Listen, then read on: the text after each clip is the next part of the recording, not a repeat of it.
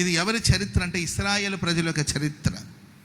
వాళ్ళు దేవుని వాక్యానికి వ్యతిరేకంగా జీవించడం వలన, దేవుని మాటలు ధిక్కరించడం వలన, కృపకు దూరం అయిపోవడం వలన, ఎన్ని పర్యాయాలు దేవుడు మాట్లాడిన ఆ వాక్యానికి వారు లోబడకపోవడం వలన శత్రువుల చేతికి వాళ్ళని అప్పచెప్పడం జరిగింది.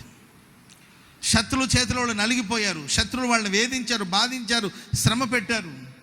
ఆ శ్రమలో ఉండి వాళ్ళు మూలుగుతూ మా ఆశలన్నీ విఫలమైపోయింది, ఇక మా జీవితంలో మంచి రోజులు లేవు, ఇలాగే నలిగిపోవలసింది, ఇలాగే చనిపోవలసింది, ఇదే మా ముగింపు, ఇంతే, ఇక మా జీవితంలో వెలుగు లేదు, ఇక మా జీవితంలో మేలు లేదని నిరాశ నిస్పృహలో ఉన్నప్పుడు దేవుడు వారికి ఒక సందేశాన్ని అందించడానికి కోసం ఈ హెజ్కేలు ప్రవక్తని ఆ లోయలో ప్రభు తీసుకెళ్ళాడు.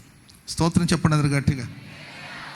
ఈ రాత్రి ఇక్కడ కూడి వచ్చిన మీరే కావచ్చు, లైవ్ ద్వారా ఈ కార్యక్రమాన్ని వీక్షిస్తున్న వాళ్ళు కావచ్చు, నిరాశ నిస్పృహలో ఉన్నారేమో, ఆశలన్నీ విఫలమైపోయిన స్థితిలో,